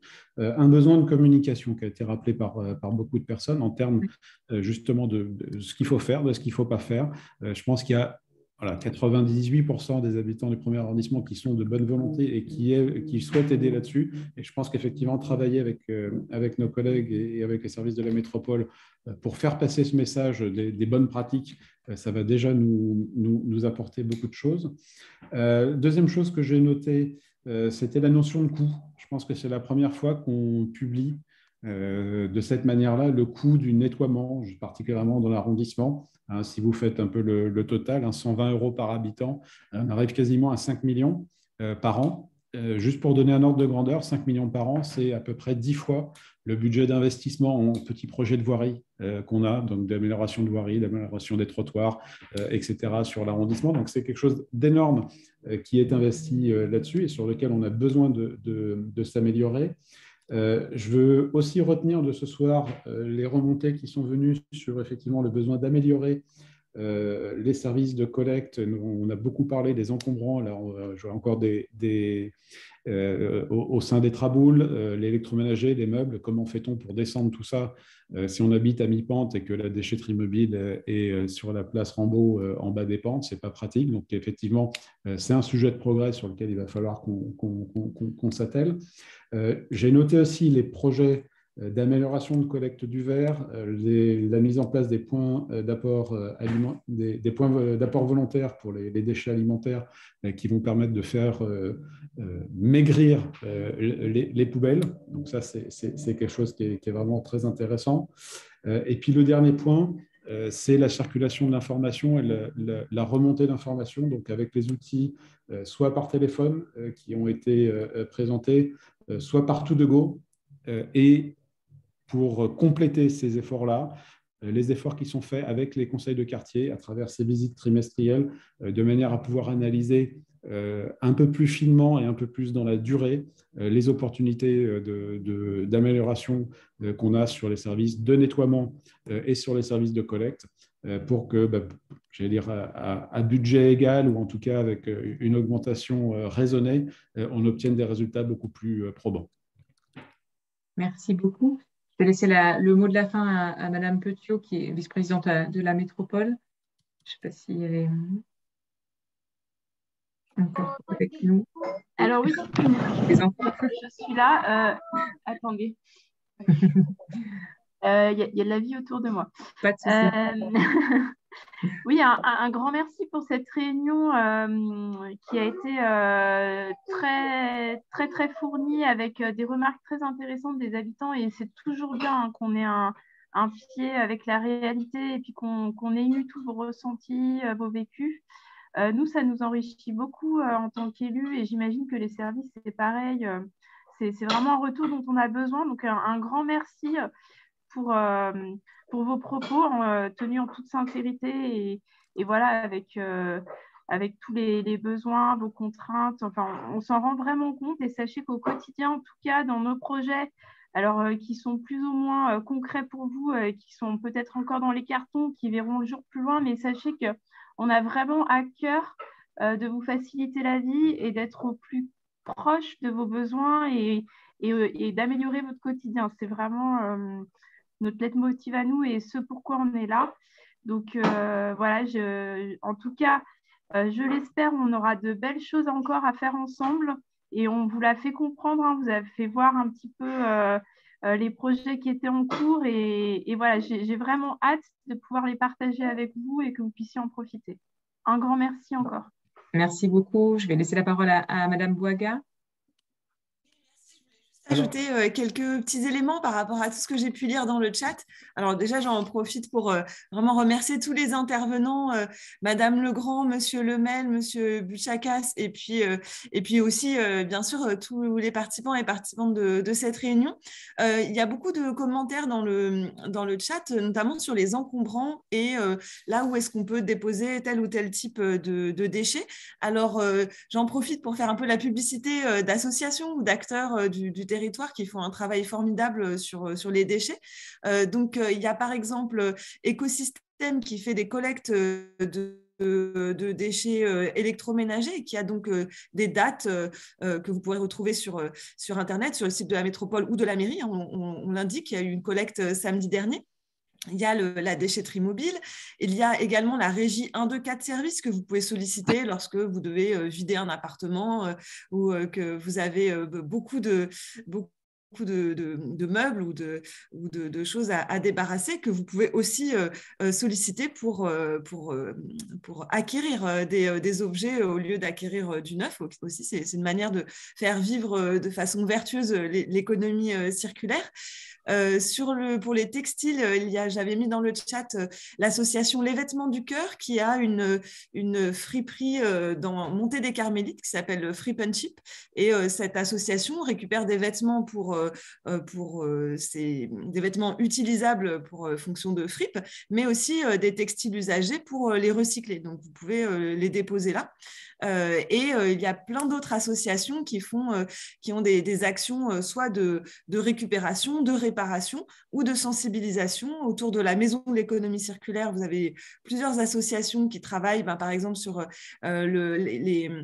le compostage avec Ezenia, les lombricompost. Vous avez l'atelier soudé pour les déchets numériques. Ça, c'est une possibilité. Et vous avez aussi des associations, comme je l'indiquais au départ, qui font de la sensibilisation. Et donc, je vous invite à découvrir aussi toutes ces actions sur le territoire. Et je vous souhaite une très belle soirée et je vous remercie beaucoup pour votre participation.